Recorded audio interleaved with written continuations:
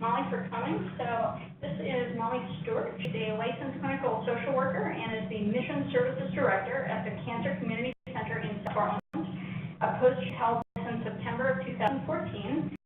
Molly is responsible for program development and oversight, partnership building within medical and nonprofit community, and supervision of program staff and student interns. She graduated from the University of Southern Maine, and she has 15 years of nonprofit social work experience in Southern Maine, working with diverse groups of people in the region to improve their lives within the community. And Molly has kindly offered to talk to us about cancer survivorship and some of the services that the community center offers to our patients. All right. Thank you. Good afternoon, everyone. We're going to have a nice conversation today. So I was asked to come in and talk about cancer survivorship. And I spend a lot of time talking and supporting to people affected by cancer. And cancer survivorship is a huge topic. So I've taken it in sort of an umbrella way so we can have conversation about the topic and about the complexities of cancer survivorship. So if you guys have questions or have experiences yourself, either yourself or someone you love, feel free to share them as we go through this. I would like to introduce you to Jane. So Jane was a community member at the center. She was 53 years old when she was diagnosed with stage 3A breast cancer. She had surgery, several different types of chemotherapy, and radiation. Because of the treatment regime, Jane has suffered both fatigue and neuropathy later on. When she went back for her survivorship visit, they identified that, yes, she was still struggling with fatigue and neuropathy, but she was also struggling with lymphedema, some cognitive impairments from the chemotherapy regime, and those issues were all really impacting her daily life. So I want to just keep Jane in mind as we go through this conversation. We'll come back to her. And keep in mind also if you've had people in your life who are affected by cancer and they've dealt with their survivorship. The challenges that cancer survivors face are numerous.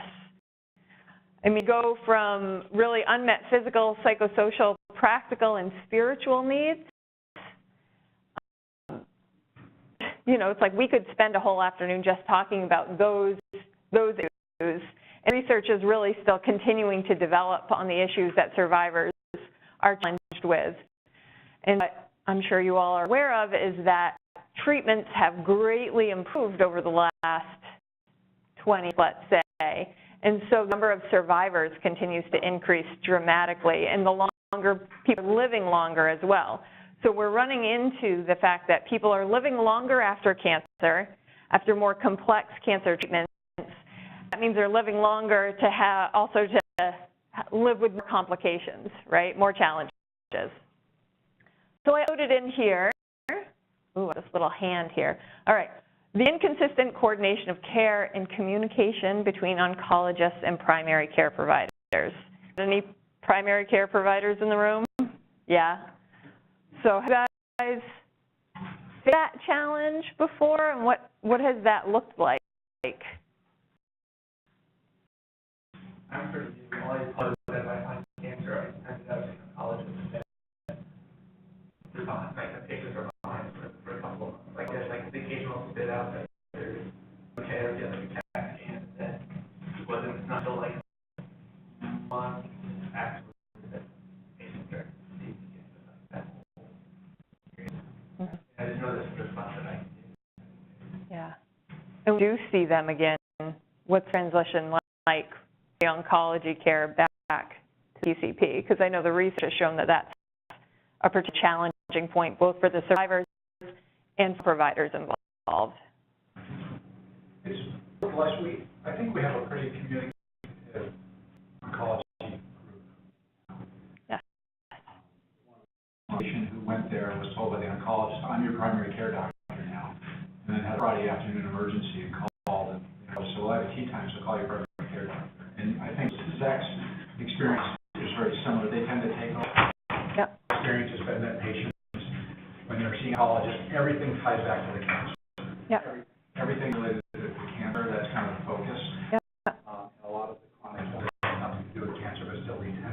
often fall by the wayside. So often we'll re-enter and have time to readdress some of our important policies that are going to be important because of the survivorship and the effectiveness of treatment. You do a lot of, you're trying to get people back in line after they've kind of deviated. And the oncology tending to those things is not good. Okay. Not their area. Right. So it's catch up after that year of treatment or however long treatment might last. Andrew, you were going to share something? I think one of the other challenges too can be similar to what James said, sort of the acknowledgement from the cancer doctor that or the oncologist that some of these side effects, let's say, of their chemotherapy are in fact related to that versus something else. And I think a lot of patients can feel kind of, tethered in that. They feel like their oncologist is not acknowledging that their treatment may have caused them to feel a certain way, and I think that they often come to us looking for some of those answers and wanting to help them sort of understand if they can action. Yeah. There's a lot of discussions I've had over the years in regards to some of these long-term side effects. So coming back to you as their primary care physician, someone who they've had a long-term relationship with, a deeper conversation and some validation of some of the changes that they've faced since going through cancer treatment. Yeah. So this is an area that I think the industry is trying to improve. And have you guys had any experience, have you had any patients come back with cancer care plans? You have?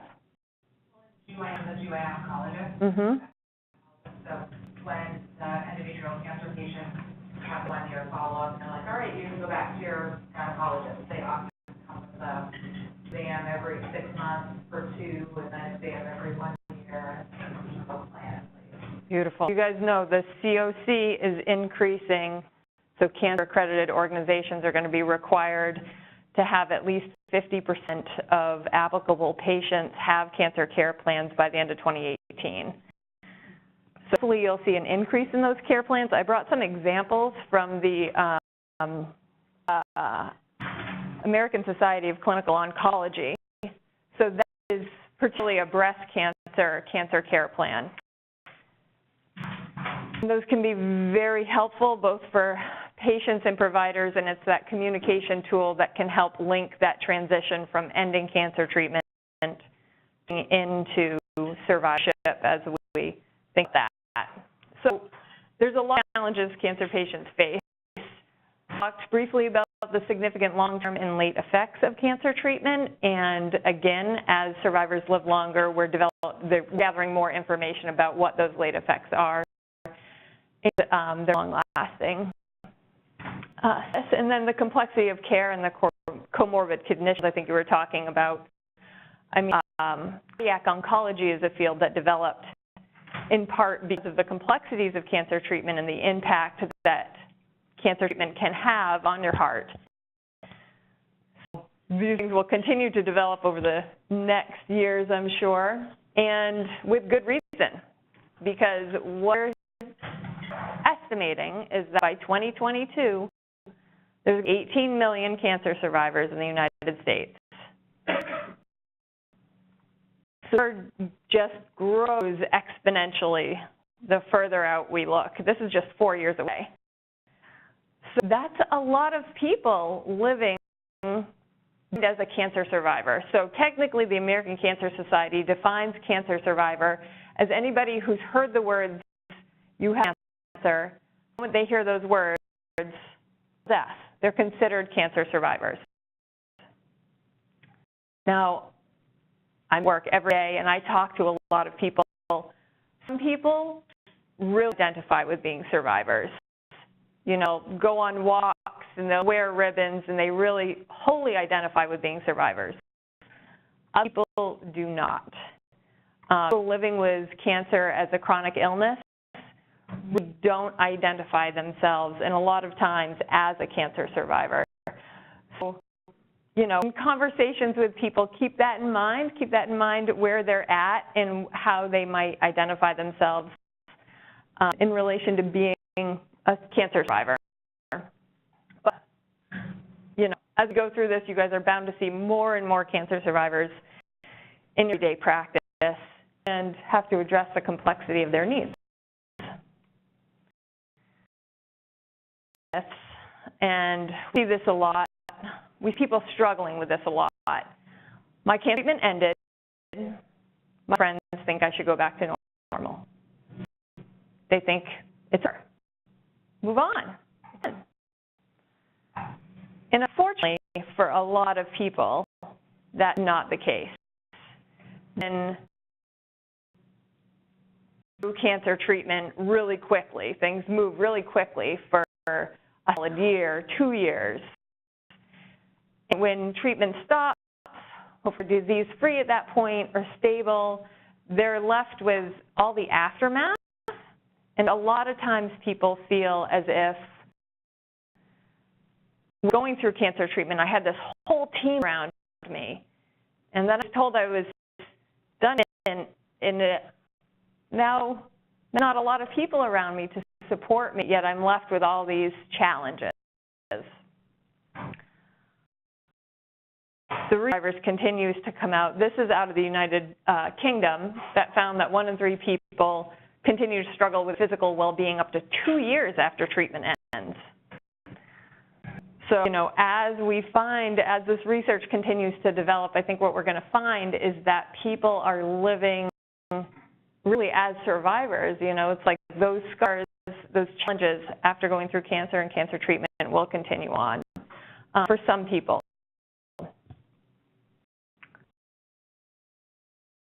So I found a slide, and it's overwhelming, isn't it? On here. And it's really some of these that affect people when they're going through or have gone through cancer treatment. Any one of bubbles we could talk about for the afternoon, right? When we talk about cancer survivorship, people who have lived through a cancer experience have been affected in a myriad of ways, both physically, but also entire lives, really. Their employment status. There's a term called financial toxicity, which is related to the cost of cancer treatment, right? A big percentage of people actually end up in bankruptcy for receiving cancer treatment. There's a myriad of challenges people face and have to navigate during treatment and then after treatment ends. And one of the big ones is that fear of reoccurrence. I'm pain, I know what it is, maybe cancer came back, I'm an oncologist and get in there. It's related to the cancer, but that fear is just really going to be there and, for a lot of people, and will drive their reactions. So this, yeah. My reaction, not to being cancer, but if you remove those bubbles, you can put any other diagnosis in that. Mm-hmm. I did by sleep. Sure.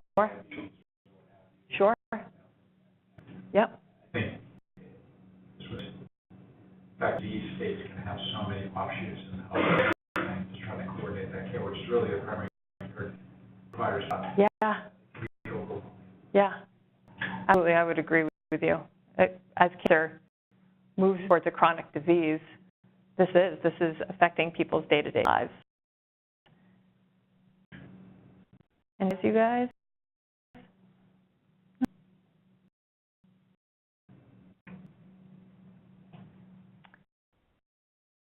So, the Cancer Support Community, not to be confused with us, the Cancer Community Center, has a registry. It collected information from dozens of cancer survivors, and they published this report last year, which I'll pass around to you guys. We'll probably give the exact of people who participated, and this is ongoing as well. They're collecting this information ongoing to really assess the long-term impact of cancer survivors and on their families. So I think out of the three of these, this is the one that strikes me most, that 47% of people who have had a cancer diagnosis are at risk of clinical depression. And this is a self-reported measure as well. But these guys are facing, because of all these, impact, and almost half of those people are depressed.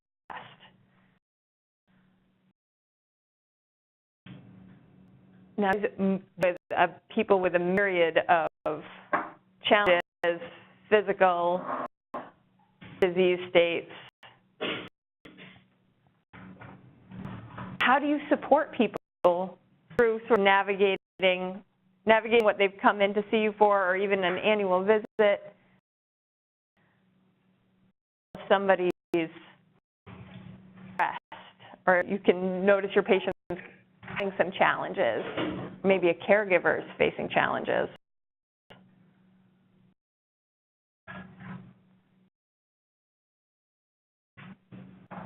Often people tell that, they're not feeling it themselves, but oftentimes you notice it because you've known them before and they're contrast. And yeah. They're the way they're talking to you. Yeah. Yeah. Most of us are pretty up to recognize that. Mm-hmm.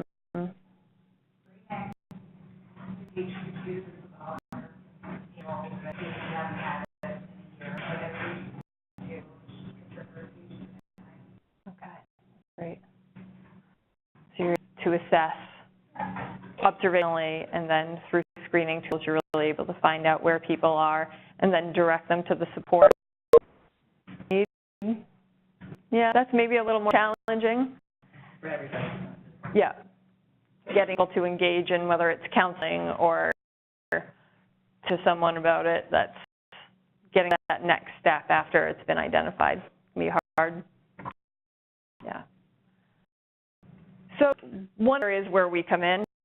Cancer Community Center, we support anybody who's been affected by cancer. We work to create a haven where anybody whose world has been disrupted by cancer can regain control and make sense of their new normal. I was talking with a community member the other day who's been struggling with cancer-related fatigue, and he said, I hate that term, the new normal. There's nothing new about this. I've been dealing with this for years. He said, I like to think of it as my current normal, because currently, this is what's normal for me. For a couple of years, it might be something else. So we provide that space to have conversations, to be surrounded by people who've gone through something similar and can share experiences. We do a number of ways. We research and find what's been the most appropriate, the most helpful in improving quality of life for people and reducing stress. We have oncology massage, and we work with Wildwood Health Center to offer acupuncture for people. Those two modalities have been shown to reduce pain, improve sleep, manage cancer-related side effects. So people who are within 2 years of a cancer diagnosis can take advantage of modalities. We provide all of these opportunities for no cost. We don't want to add to the already substantial financial burden of cancer, so everything is provided at no cost. Meditation and mindfulness, yoga and Tai Chi, there's a lot of good research out there that shows that those improve conditions, plus, most importantly, stress reduction. A lot of what we offer is about helping people manage the stress of the cancer diagnosis, of getting through treatment, and connecting them with other people, because we know that social isolation, which leads to depression, really increases when you're through a cancer experience. Also, our really specific groups to talk about specific challenges people face, like fatigue factor and what to eat before, during, after cancer. We work with oncology dietitian Karen Schilling at Maine Medical Center to offer that class once a month so people can come in and hear, well, what can I eat if I've had radiation in my esophagus? How can I handle those nutritional challenges, all the way down to survivors coming into class and saying, okay, I had cancer, now I really want to change my lifestyle. Healthy, how do I eat healthy? So those are groups together. A lot of what we offer is that peer support and connection through support groups, whether it's movement workshops or Pilates or subgroups, people have the opportunity to connect with somebody who's been through something similar. We evaluate all of our programs and services 4 times a year, and what we hear from people is that we're improving their quality of life. People feel like by attending programs and services at the Cancer Community Center, we've improved their quality of life, which somebody who's managed all those challenges related to cancer, we think that's a good thing to be able to do. Again, all at no cost to anybody, which people come through the door, they often have a hard time believing that. It takes me several times going, no, really, no, we don't charge for that. No, we don't charge for that. But we're incredibly grateful because we know the burden can be substantial at times. Also, a lot of other resources out there. The Community Center is currently in the process of merging with the Dempsey Center in Lewiston, Maine. Because of cancer burden in the state, there are 8,600 people diagnosed with cancer every year in the state of Maine. We have one of the highest cancer burdens in the country. So because we know this cancer burden is so high, our 2 organizations are coming together so we can increase our service capacity and serve more people affected by cancer in the state. We use similar missions, similar strategies, and working merger to be finalized for this year. Also, a plethora of other resources online: OncoLink, Cancer Care, George Washington University. I mean, there are a ton of resources available. One of the things that we do is we help people navigate those resources and connect with those resources in order to get all the support they need. Does it have any questions, thoughts? Yeah. Coming into the center, did they make an appointment to talk to you, Molly, or someone else to sort of navigate them through the available services, or can I sit down and have sort of a one-on-one discussion with them? Yep, that's a good question. So whenever a new community member walks through the door, we sit one-on-one with everybody that comes in. They complete a new community member form so we can collect who we're serving, so we can increase and improve how we're serving them. So we sit one-on-one and we talk about where they're at, they feel they need in that moment. We connect them to both outside resources and internal resources. We can get people connected to something pretty immediately. A lot of times, the vast majority of people coming in are pretty early on in their cancer experience. I mean, we have people coming in directly after receiving a cancer diagnosis, or I just saw my oncologist and they said I should come over here. So we sit down and we look at that. Typically, people early in treatment are accessing services like support groups. We have a Maine Buddy program that connects people with a peer mentor who's been through something similar, offer their experience, tell about what their journey was like. And then they also access complementary therapies, which we find people really appreciate. People are able to access 8 acupuncture appointments and 5 massage appointments, and they can use those however they want to. Typically tend to spread them out over time to get the most benefits while they're going through treatments. We have more longer-term survivors who are really looking to manage chronic illness. So a lot of times people are coming to meditation workshops and going, I know this is something I should do. I'm always kind of worried about things, and so I think meditation will help me. And so then they attend meditation workshops, which our goal is usually to help people start in at-home practice. movement workshops. We know people get a huge benefit from physical movement. We also refer people to great programs in the community like the YMCA's Live Strong program as well. So we really make sure we try to connect people, make people aware of all the available resources. Yeah, good question.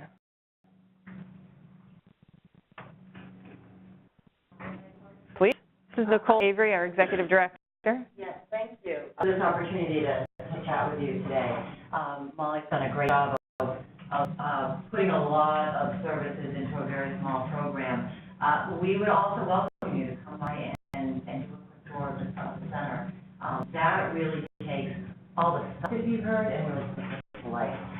You see the center is very warm and homey and comfortable, which our participants really let us know they need to feel not like another doctor's appointment, and so they really appreciate the hominess of it.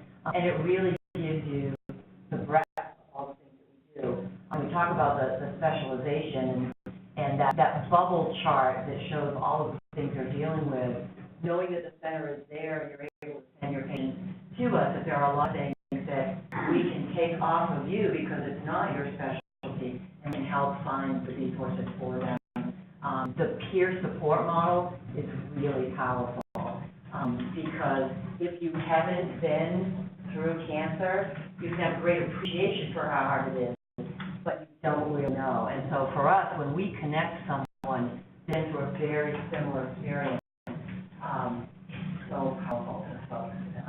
And it also, even as a caregiver, so patients may not be battling cancer, they may be the caregiver, and they're going through the same battle, but in a different way. So we encourage you to send your patients that are caregivers and dealing with that added stress to us as well.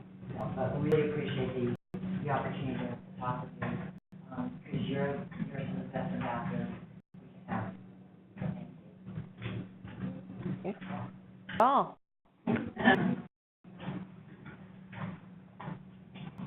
All right, thank you guys. Thank you so much.